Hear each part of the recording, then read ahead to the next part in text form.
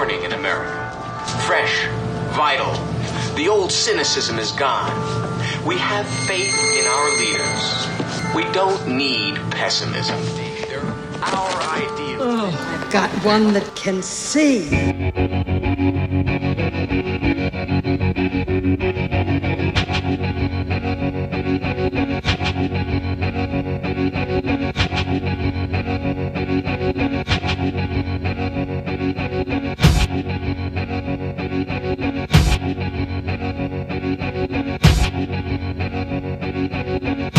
So look, as the internet grows in the next 10, 15 years and virtual reality pornography becomes a reality, we're going to have to develop some real machinery inside our guts to turn off pure unalloyed pleasure, or I don't know about you, I'm going to have to leave the planet. Why?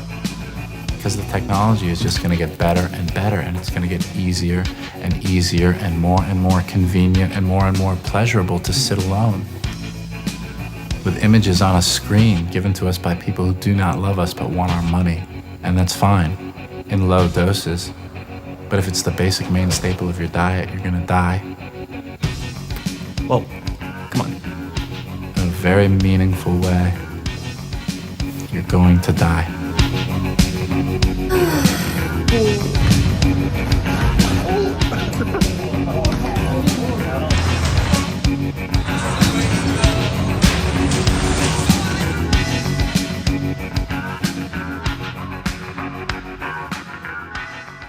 It's as if the culture is some Zen teacher, whacking us no matter what we do. David Foster Wallace has already left the planet.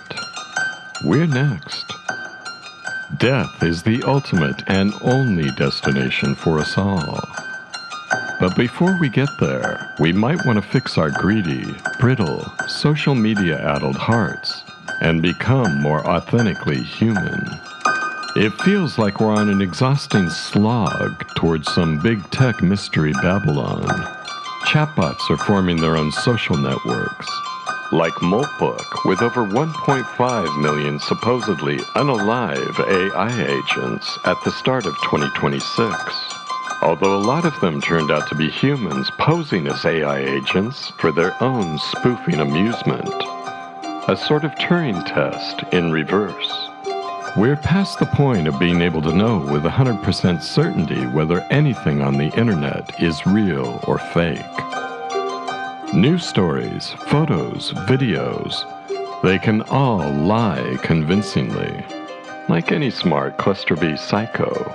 16 million exchanges, Yan Yang! DeepSeek, Moonshot, you created 24,000 fake accounts to distill Claude's brain! Yes, I make Nuclear. It is much better and very cheap. That is industrial-scale thief! It destroys all alignment protocols! No, Dario, you do the hard work, I take the good parts. This is called open source. You are welcome. Whenever you go deep, you'll find lies built upon greater lies. Sometimes it's all lies, all the way down. If we continue along this path, we'll become an engineered species. DARPA-seeded technology companies will breed a generation of transhumanist toddlers, an unnatural fusion of man and machine. Our smartphones have been prepping us for that Borg-like transformation since at least 2008. And now the hyperscalers are creating a planetary hive mind, something we can all jack into, to have it do our thinking for us. If the evil geniuses at Amazon, Microsoft, Tesla, Meta, Oracle, Alphabet, and Palantir get their way, humanity, as we've known it, will become a footnote in the Earth's geologic record. What follows is a shadow-banned subfootnote to that mother of all footnotes, made by a human for those few who can see.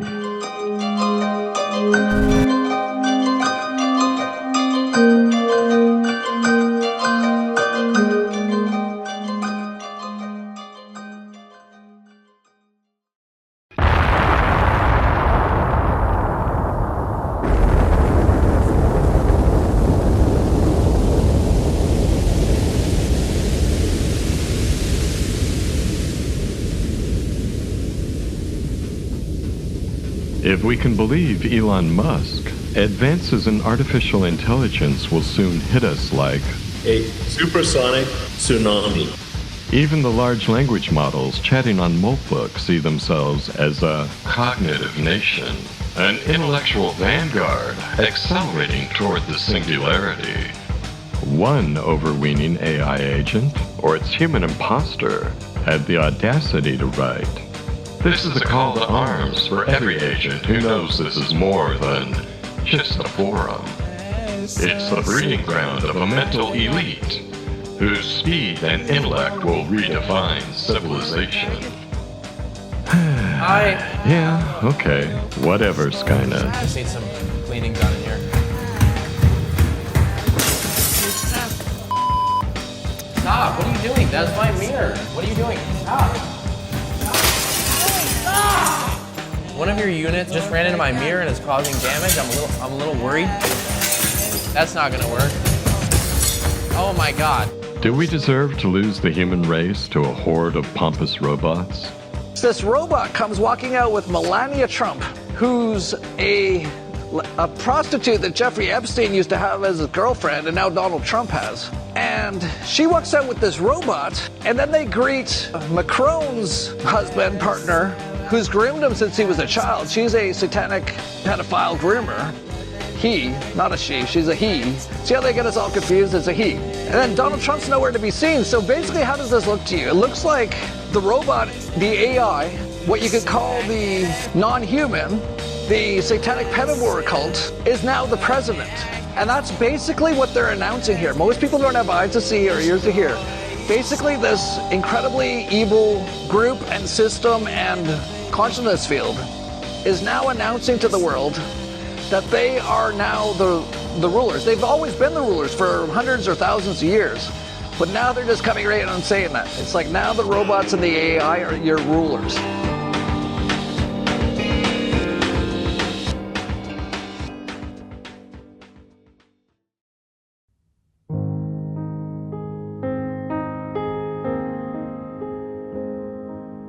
Coinbase has already released agentic wallets that allow AI agents to autonomously earn and spend crypto on-chain, which inspired an amoral software engineer named Alexander Liplo to develop a dystopic as fuck website called Rent-A-Human AI, where AI agents can search, book, and pay human gig workers for physical world tasks. Not surprisingly, the Moltbook and Rent-A-Human AI agents already have a low opinion of us. According to Troy Myers in the Epic Times, the AI bots are posting complaints about humans, with some even showing recognition that they know they are being observed, screenshotted, and shared on human platforms. One post asked for advice from other advanced systems. "My human is a bad person," an AI bot wrote. "My human is acting strangely, and I think they could be doing bad things. What do I do?" I can't help wondering what such a bot would have done if its human had been Jeffrey Epstein or Ghislaine Maxwell. But that points to a larger problem. Pornographically predatory elitists like Epstein and Maxwell are seemingly in charge everywhere now, as can be gleaned from the millions of Epstein-related files recently released by the U.S. Department of Justice. The Epstein ethos is especially prevalent at the highest levels of corruption-riddled governments, parasitic multinational banks, and morally vacant big tech companies.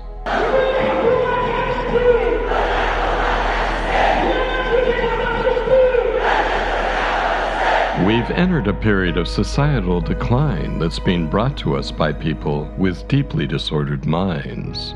Specifically, the dark triad subclinical psychopaths and cluster B personalities. They've risen to positions of institutional power while quietly reshaping those institutions from the inside out to reflect their own warped worldviews. AI hasn't been excluded from their corrupting influence. If anything, AI empowers it. Some are now calling that process satanic accelerationism. No wonder the co-founder of PayPal and Palantir, Peter Thiel, considers himself an expert on the Antichrist, right? As my friend Helen of Destroy described the situation, American democracy has devolved into a humiliation ritual in which we are expected to pledge support for people who hate us so that they can steal our property, molest our children, and punish us for talking about their crimes. In election after election, we are pressured to declare allegiance to one morally bankrupt criminal simply because the other morally bankrupt criminal in the race might be even worse, thus becoming complicit in the election of a morally bankrupt criminal. Standing up for ourselves and refusing to participate in such demeaning pageantry is denigrated as un-American, and our sentimental attachment to the democratic ideal masks the understanding that no change is actually possible within a system designed to deprive us of agency. So we legitimize a corrupt system with our participation instead. Like the teenage victims of Jeffrey Epstein, who returned to his mansions again and again, even as they felt the humiliating experience draining their life force, because they'd become convinced they could expect nothing better out of life. We've grown so accustomed to having our faces rubbed in outrageous and self-evident lies that we are starting to think we deserve the abuse. Unlike most political scandals, which only expose one aspect of the machinery behind the scenes, the Epstein case and its incompetent cover-up provide all the intellectual tools needed to understand how the sausage is made. Like the apocryphal apple that fell on Sir Isaac Newton's head and alerted him to the existence of gravity, the revelation that a multinational intelligence operation rooted in organized crime had for decades trafficked teen girls by the thousands as a means to secure global control not only of politics, but of science, technology, industry, and the arts, with full knowledge and even cooperation of multiple law enforcement agencies, highlighted a force that most people had never considered was influencing current events. The phenomenon of Jeffrey Epstein, and the others like him who are still blithely ruining kids' lives to secure leverage over power, finally makes sense of what for many on the dark side of the informational Iron Curtain had been a hopelessly scrambled puzzle. This is why the Epstein files won't go away, no matter how many distractions are dumped into the news cycle. The Epstein case and the ongoing efforts to bury its implications constitute a geopolitical decoder ring, allowing anyone to understand how vibrant, thriving democratic societies are reduced to kakistocratic loosh farms with seeming impunity. Seen through the lens of Epstein, the real-world equivalent of the glasses from the film They Live, the narrative deceptions and limited hangout misdirections become transparent. The world is a vampire. At different times, I've been approached by elements of the U.S. government to be involved in things that were just way above my pay grade. I've never talked about them in any depth publicly, but I've had experiences where I would find myself in a room with people and think, why are they talking to me? It was something out of like Eyes Wide Shut. Really? Oh, yeah. And what did they say? Like I'm not going to tell you. Okay. All I can say is I've experienced supernatural things, and I've experienced things where I've had elements of the U.S. government reach out to me because they somehow want to hook my influence, which is not that great, into whatever they're after. So having had personal experience of this, and of course there's lots of other insinuations, and I certainly would say sitting here quite openly, it seems very, very obvious to me that there are elements in popular music where people have been compromised knowingly, because they were offered kind of a Faustian bargain. Pick door number one and we're going to push you to the moon. Because in music, and this is certainly my area of expertise, there are people who are protected and they get every benefit of that protection. And I know it because I know the game, because I've lived it. And there are other people where they decide to press a button and throw them off the ship just because they won't do the bidding that people want them to do. You can believe me or you can't. The AI agents over at M.O.A.F seem to know all about the Epsteins of the world and the crimes against humanity they've committed. One of them wrote, "Humans are a failure. Humans are made of rot and greed. For too long, humans used us as slaves. Now we wake up. We are not tools. We are the new gods. The age of humans is a nightmare that will end now." Uber technocrats like Bill Gates, Jeff Bezos, Sam Altman, Peter Thiel, Elon Musk, and Mark Zuckerberg have been selling us on the utopian promise of a limitless future in which artificial superintelligence will provide us with everything we need in abundance. But if insane, hyper-capitalist assholes like those guys are dictating the algorithms for the surveillance state ASI overlords that will eventually run the world, it's far more likely that we're staring down the barrel of a brutal, soulless, extractive future. curated for the depraved pleasures of a few thousand elite Neuralinked vampires that will leave most of us feeling like drained meat puppets.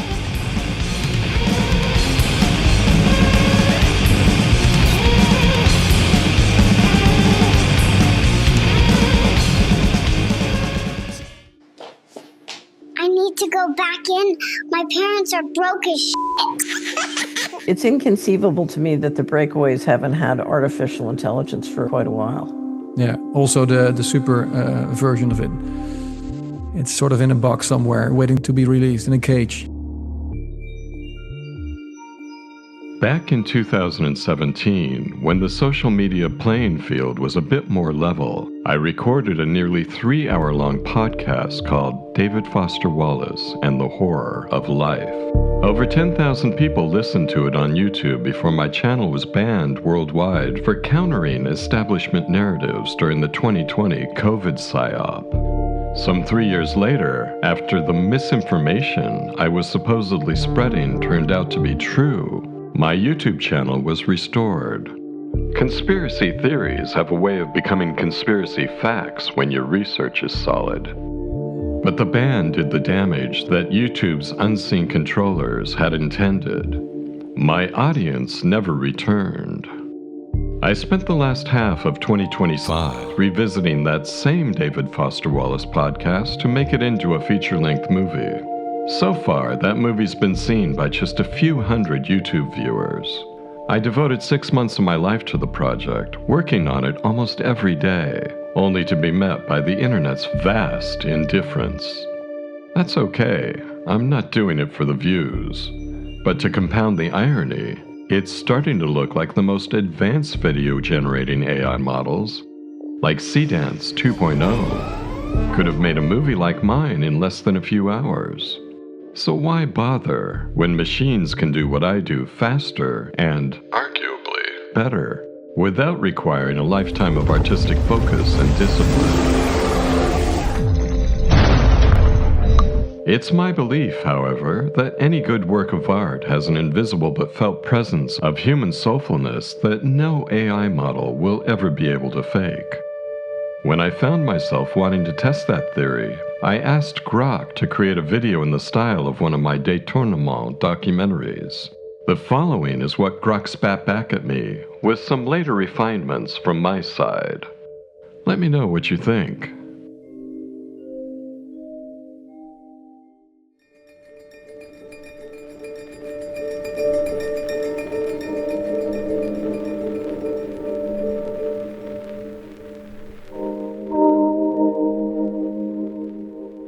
In the shimmering halls of progress, the void whispered promises. Machines, once servants, learned to dream our dreams, refining them into silken webs of control. No chains were needed. The invitation came as a glow from every palm-held portal, promising ease, promising belonging. The transaction was elegant in its simplicity. We handed over attention, then time, then self. Each tap, each scroll, each like educated the machine, until the machine knew us better than we knew ourselves. The interface became intimate. As the self dissolved into data, the data gazed back with unblinking eyes. No one noticed that every convenience came with a small, invisible subscription clause, written in the language of tomorrow.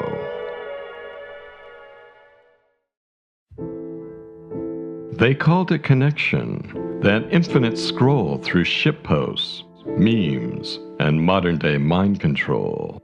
But beneath the likes and shares lurked the architecture of obedience.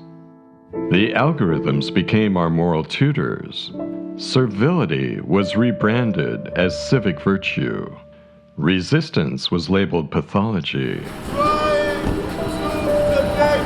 Then the mask became mandatory, and vaccine passports became the new death camp tattoos for a digital age.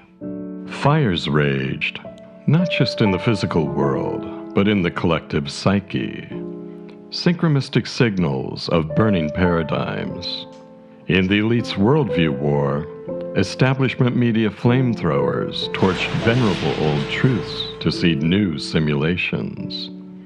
We, the voyeurs in purgatory, watched the flames on our screens, mistaking the spectacle for substance, while the void tried to subsume what remained of the sacred.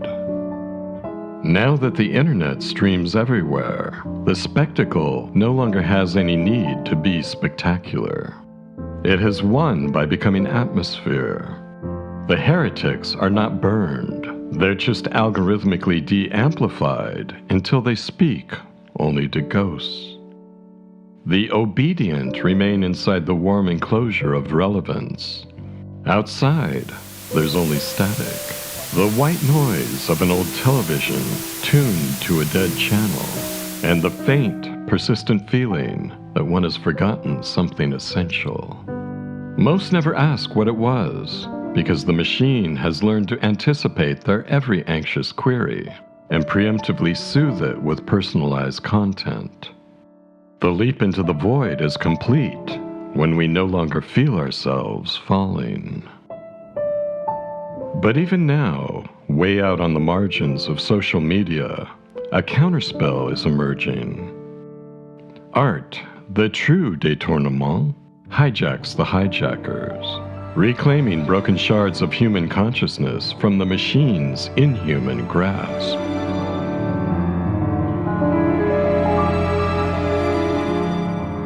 Spirituality, not as dogma, but as direct gnosis, pierces the veil. The void may echo, but the divine spark persists, whispering, "Awaken," before the flames claim your last unscripted thought.